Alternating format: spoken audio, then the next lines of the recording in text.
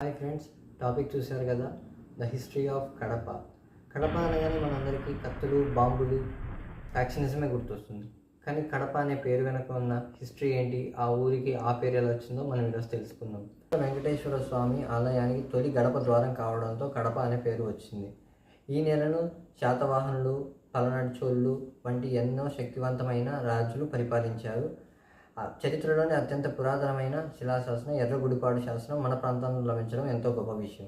మధ్యయుగ కాలంలో ఈ ప్రాంతాన్ని విజయనగర సామ్రాజ్యం మరియు కాకతీయ సామ్రాజ్యాలు పరిపాలించాయి. వారి పరిపాలనలో కళలు మరియు వాణిజ్యపరంగా ఎంతో అభివృద్ధి చెందింది. విజయనగర సామ్రాజ్య పతనం తర్వాత ఈ ప్రాంతాన్ని నవాబులు పరిపాలించారు. 1808 సమయంలో అప్పటి బ్రిటిష్ కలెక్టర్ థామస్ మున్రో ఈ ప్రాంతానికి కడపగా పేరు మార్చారు.